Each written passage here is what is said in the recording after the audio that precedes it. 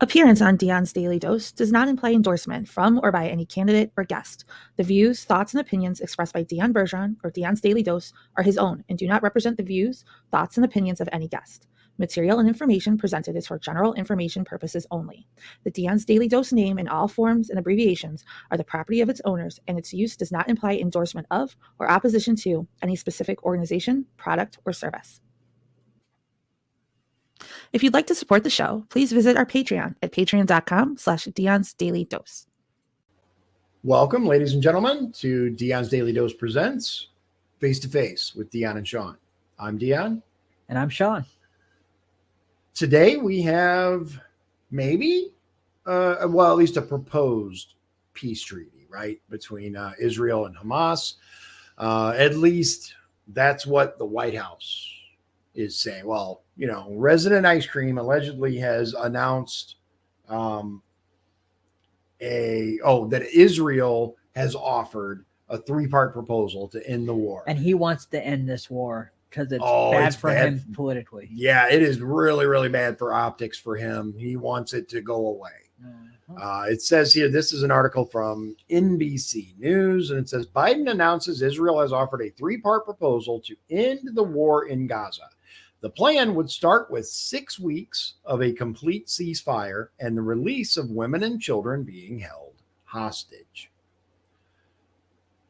This is by Rebecca Shabbat and Alexandra Marquez, Washington. Resident Ice Cream announced Friday that Israel has proposed a 3-part plan that would ultimately lead to a permanent ceasefire in the Gaza Strip, as well as the release of all hostages who have been held there for the last 8 months.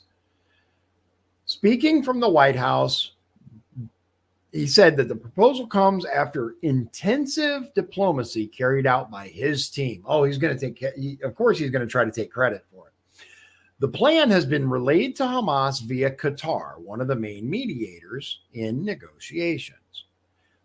Biden's announcement is notable as he and his administration have battled opposition from the far left wing of the Democratic Party, especially as the general election is in full swing. Oh, yeah. Yeah, the progressives are wholeheartedly against this war in its entirety. And obviously, free Palestine, all the stuff that they, waving flags and the demonstrations. So the longer this war goes on, the worse President Ice Cream will. And he really needs Michigan in the Electoral College. Yes, he does. Yeah, without Michigan, yeah.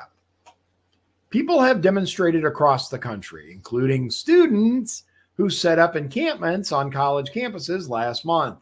And members of the Biden administration have also quit their jobs in protest over U.S. policy toward Israel. Interesting.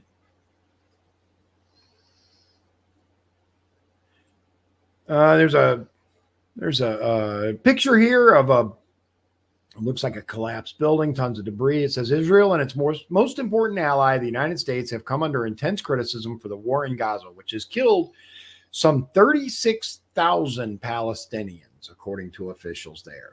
It's a lot of people, man. And Hamas likes to use them as human shields. Yeah, that's what they tell us. The plan's first phase would start with 6 weeks of a full and complete ceasefire. I'm gonna stop because I do want to address something. It is really, really hard anymore to know what's really happening overseas, because post October 7th, right? And I'm not saying anything about that because I wasn't there, but there were AI images that were sent out and shown as real, right? Ben Shapiro was one of the ones that shared the image, and the image itself was proven to be AI generated. Really? Yes. I did not know that. Yes. Which is why I say that, unfortunately, remember, our media is heavily compromised. By who? That's up to you to figure out. Whether it's the Resident Ice Cream and his regime or others. The point is, our media just isn't reliable anymore. That said, certain other publications, obviously the Jerusalem Post or some other areas, are going to basically give the Israeli side of Yep. things. Al Jazeera and others are going to give the Hamas side of things. Yep. So it's really kind of hard to figure out where, we know the truth generally lies somewhere in the middle, but it's really, really hard to know the truth about what is happening over there. Just saying, it's difficult. But the article says the plan's first phase would start with 6 weeks of a full and complete ceasefire, including the withdrawal of Israeli forces from populated areas of Gaza and the release of women and children being held hostage, Biden said during the surprise announcement. This initial stage would also include a surge of humanitarian assistance, with 600 trucks carrying aid into Gaza every day. Now, I'll pause just for a moment because these dipshits built a pier. Yep. And it fell apart. And I guess it cost a lot of money to build this stupid pier. 100 billion, I think. Yeah. Once again, there goes our really? tax dollars. Right. Come on. But we've had a problem consistently with humanitarian aid actually reaching the Palestinians. There are billions and billions of dollars worth of aid that has been funneled to the people of Gaza, the Palestinians, right? But it rarely reaches them because Hamas controls everything. That's what we're told, is that Hamas is basically intercepting it and taking it. And as we've stated before, the leaders of Hamas are way too rich to really represent the people. When we see they're worth billions and billions and billions of dollars, I have questions. I have lots of questions. Biden said that in that first phase, Israel and Hamas would negotiate a permanent ceasefire and admitted that there could be major hurdles. You think? I'll be honest with you. There are a number of things to be negotiated to move from phase 1 to phase 2, he said. Resident Ice Cream said that the phase 2 would not begin until all agreements are reached. That second stage would involve the release of all living hostages in exchange for Palestinians imprisoned in Israel. I think that's a good first step. Yeah, I do. Let's exchange, quote, prisoners, hostages, whatever you want to call them. Let's exchange those people, and then there'll be a little trust built up that we can work on to continue, right? Just my opinion. I'm not a diplomat. The final phase would be the start of a major reconstruction plan in Gaza and the return of the remains of deceased hostages to their families. Quote, I've urged the leadership in Israel to stand behind this deal regardless of whatever pressure comes, is what he actually said, but they put political pressure in parentheses there. In the brackets, because media constantly likes to tell us what he really meant. I'm very pro-Israel, as you know. Right. But I think this is a very fair deal. Go ahead. Think Israel propose this, and Hamas would be smart to accept it, but I don't know if they will. Right. I'm gonna say this. I used to be very pro-Israel. Very pro-Israel. I was actually one of the people that believed they were the chosen people, and the Bible said this and the Bible said that, and stand with Israel and all of that. So I bought into every single piece of it. Watching not just this war, but other things, I've had slight changes of heart to the degree of, regardless of what the Bible says, and there's reason for me to believe that the story isn't 100% accurate on that. But regardless of what that says, should a foreign country have such influence on ours? And regardless of what country it is, whether it's Israel, whether it's the UK, whether it's Senegal, Morocco, doesn't matter. No foreign country should be able to control our politicians here. And unfortunately, we see those with dual citizenship. We see those who AIPAC is not registered as a foreign intelligence service or basically foreign money. It's not registered the proper way. As a matter of fact, that's something that JFK wanted to do, and he was unable to. Yeah, there's a lot. I think one of these days, maybe we should have an episode about, and I'll show you what I've learned. Okay. And then, you can discuss it because there are many people out there, especially conservatives, Christians, who believe that Israel can do no wrong. I'm not one of those that Israel can't do I anything know that, wrong, yeah. but I do see that they were attacked on October 7th, and they're just trying to defend themselves. Now, And they have done some good things. You don't hear about this in the war, but they have done some good things in this war too, where they've let kids come to Israel that were hurt because of what happened into their hospitals that was reported. So one of the big issues that I've had about this whole conflict, right? And don't get me wrong, I think Hamas sucks, dude. I think they're evil. I think the leaders of it are disgusting, disgusting people.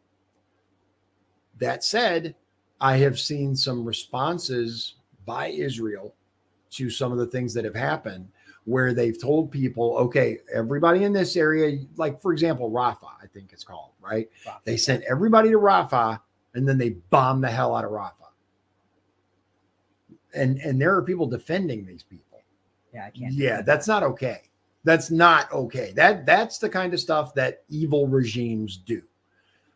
There were riots in the streets demanding Netanyahu step down. Yep. Our media isn't covering that. Yeah. Fox did a little bit. Yeah, Fox did a little bit. But there are lots of things like that lots of people can point to and go, stop defending Israel, for example. At the same time, Hamas has done some really disgusting things. So is there anybody who's in the right in this at all? It's hard to say.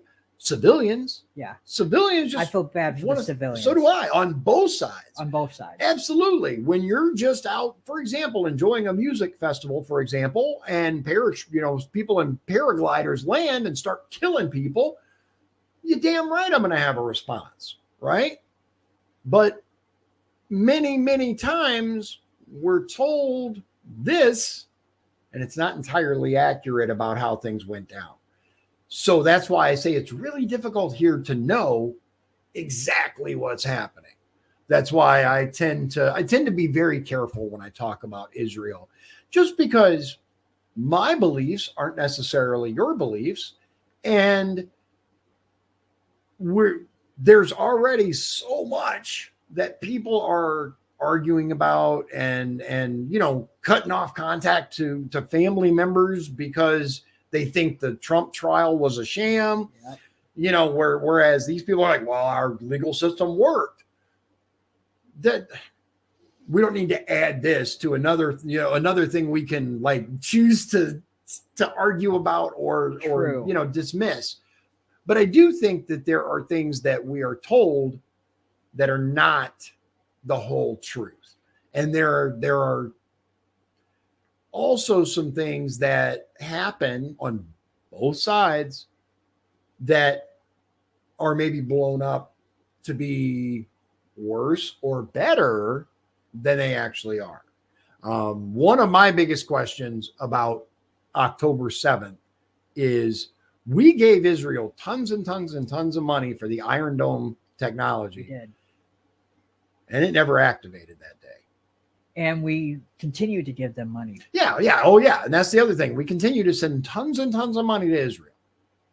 Back to the article. While Israeli officials did not comment on the specific terms outlined by Biden, a statement from Israeli Prime Minister Benjamin Netanyahu's office said he had authorized the government's negotiating team to, quote, present an outline that included the return of all our abductees and the elimination of Hamas's military and governmental capabilities, end quote. Well, then they just said right there they're not going to agree with the deal. Yeah. Because they want to get rid of the entirety of Hamas. Hamas isn't going to say yes to that. No. I don't see how they would ever say yes. That's just me, though. No, I don't think so. But moving on. Netanyahu who has repeatedly promised to not end the war until Hamas is destroyed, has come under intense pressure from the families of hostages, many of whom say he and the government are not working hard enough to gain the return of their loved ones. And that's a hard issue. Yeah, it is. I mean, if my family member was abducted, kidnapped, held hostage, whatever, I would want my government to do absolutely everything possible to retrieve them. And that's another issue, right? We know that they have hostages. We're told that they use human shields all the time, and they're just filling in tunnels, right?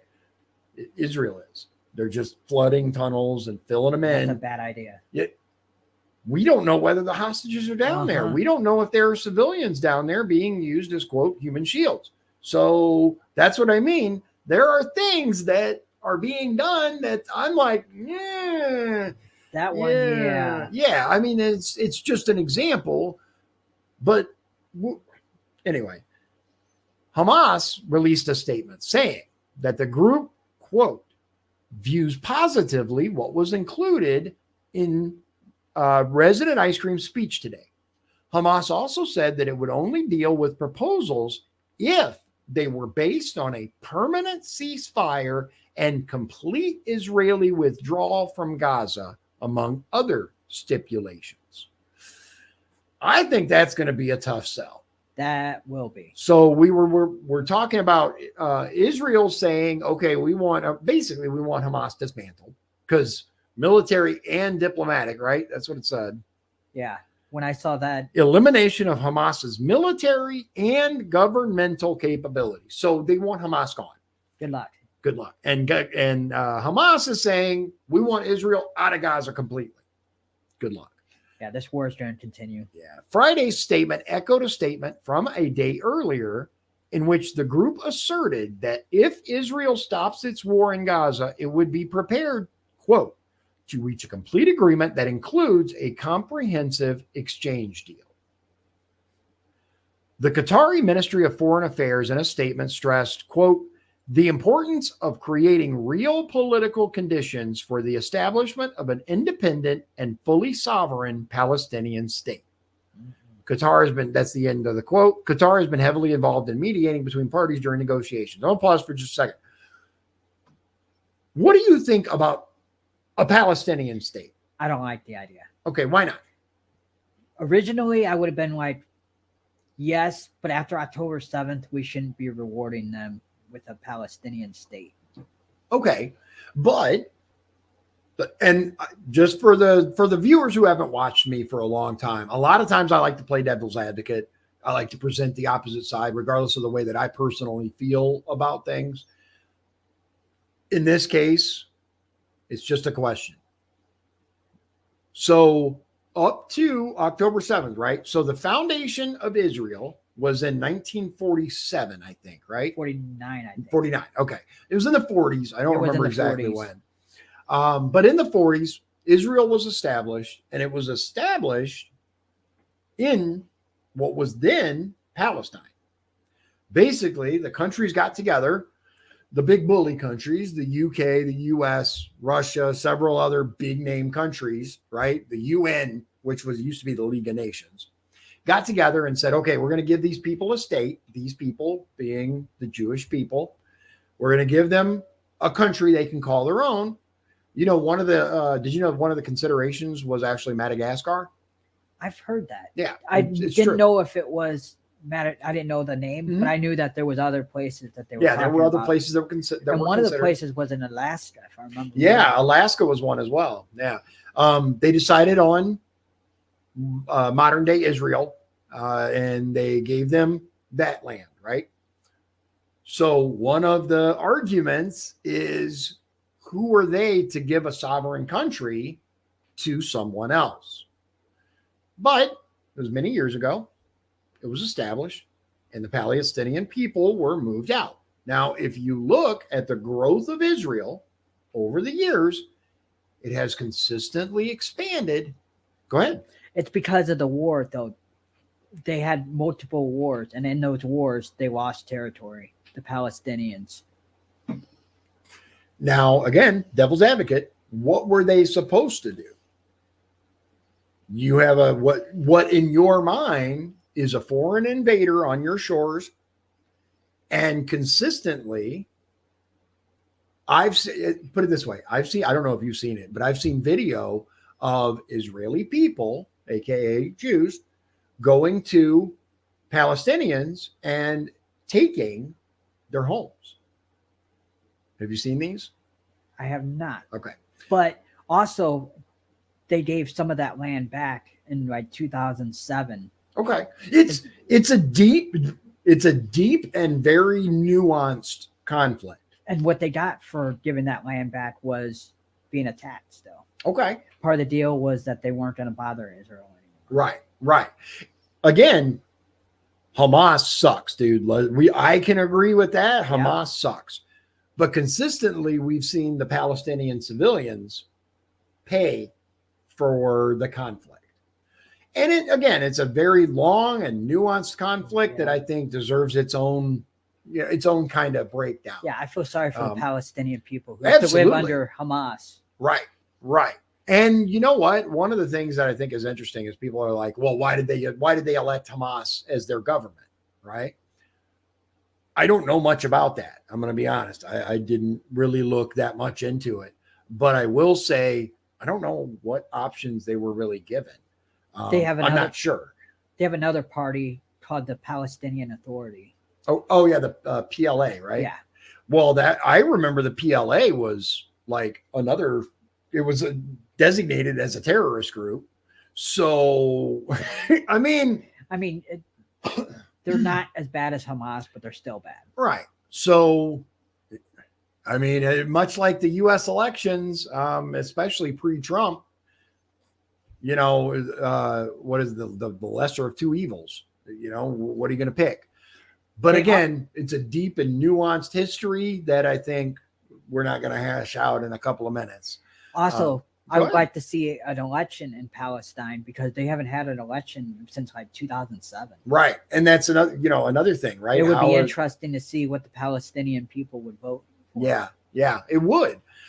So moving the back to the article. In a statement released after Biden's announcement, former President Barack Obama praised the outlined plan, writing that a ceasefire would, quote, save lives and, quote, lay the foundation for what will be a long and difficult road to a future in which Israel is secure and at peace with its neighbors, and Palestinians finally have the security, freedom, and self-determination that they have sought for so long, end quote.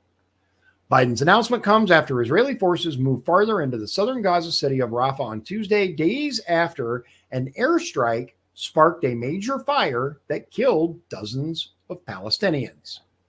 Again, you're right, though, that they did tell them all to go to Rafah, and then now they're doing this. And now, and now they're killing people in Rafah. This is not to derail, but this is one of the reasons why I have such a problem with any foreign country, but we're talking about this one specifically having such an outsized influence on our government. They are obviously not the paragons of compassion and decency that should be giving orders or at least guiding the policy of the United States of America. Article: Biden has grown increasingly frustrated with Netanyahu in recent months, though the U.S. successfully defended its ally in April against Iran's drone and missile attack on Israel. In March, Biden warned Netanyahu against Israel launching a military assault in Rafah, with National Security Advisor Jake Sullivan saying after the two leaders spoke that it, quote, would be a mistake. And in early May, the U.S. stopped a large shipment of offensive weapons to Israel. Despite what seemed to be Biden's red line, the White House said earlier this week that Israel had not crossed it. The war in Gaza, triggered by Hamas's surprise assault on Israel on October 7th, with left some 1,200 dead and resulted in the kidnapping of 240, has killed around 36,000 Palestinians, according to officials in Gaza. That's a lot of people. And that's not a very big territory either. No, Gaza's relatively small. So, and I'll say this. Okay. Even if you assume for a moment that everything reported about October 7th by, quote, mainstream media was accurate. I'm not saying it's not. I'm just saying let's assume for a moment that it is. And 1,200 were dead and 240 were kidnapped, right? 36,000 people have now died because of it.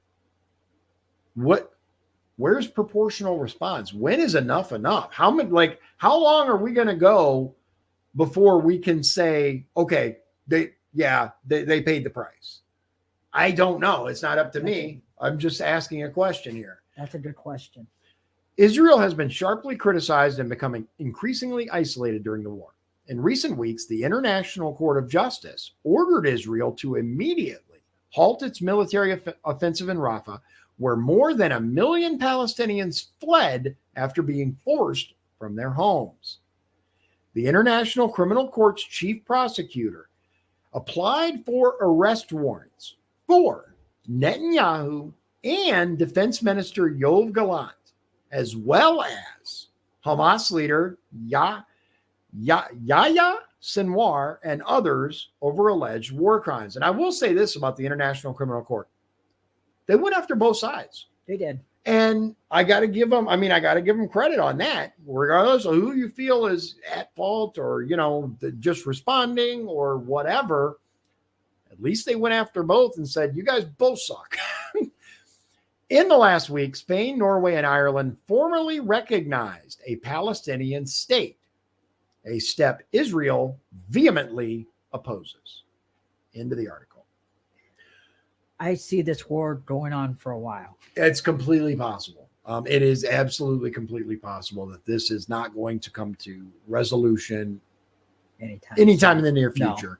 No. I will say that I do believe I think Trump's the only one that could come in here and go, all right, look. He could. There are lots of very concerning things happening over there on both sides. And I don't think anybody's in the right. There's no in the right now on this. Civilians are dying. They are. And it's sad. And unfortunately, I don't see it ending anytime soon, especially given, look, when Israel goes, we want these people gone, talking about Hamas, and Hamas is the one in charge, I just don't see them going, yeah, okay, no problem. We'll, disband and disappear. That's not going to happen. At the same time, when Hamas goes, yeah, we want you completely out of Gaza, I don't see Israel going, yeah, okay. Yeah. And I'm just going to say this, and then we're going to be done. All right. Are you familiar with Mossad, the Israeli intelligence agency? Yes, I've heard of it. Okay. Mossad, yeah. Yep. You do know that both Epstein and Ghislaine Maxwell are connected to Mossad. Yeah. Okay. Yeah. Ghislaine Maxwell's dad was a registered Mossad agent. Really? Yeah. I knew Robert Maxwell. He was killed on a yacht. Anyway, we should do a dig into that. If you guys listeners, look it up. It's out there. Look up Ghislaine Maxwell, Robert Maxwell, and look up their connection to the Israeli state, specifically Mossad. And their entire operation was a honeypot for politicians and others. I've heard that. Yeah, Epstein and Ghislaine Maxwell. That's how they get the leverage. And then they use that leverage to ensure that the U.S. is going to do what they want. Let me just put it this way. There's a story right now out about the Congo and the CIA involvement there, right? We know I don't know of anybody who overtly defends the CIA anymore. Dude, when I was a kid, I loved the CIA. Uh-huh. Like, I was like, yeah, I'm going to be a CIA agent, right? You tried to be a CIA I agent. tried, yeah. That did not work out. And I'm glad now. I'm glad. But you look at the CIA now and you're like, oh my God, right? Uh-huh. Why would we think Mossad is better? That's true. Just something to consider. Yeah. Just something to get the brain rolling on. We know the CIA will stop at nothing to create whatever agenda they want to happen. Why would another intelligence agency not do the same thing? Just something to think about. So, as always, ladies and gentlemen, thank you for joining us. I appreciate your time, and we'll see you in the next episode. God bless you. God bless Indiana, and God bless the United States of America. Hope you have a great night. If you'd like to support the show, please visit our Patreon at patreon.com/Dion's Daily Dose.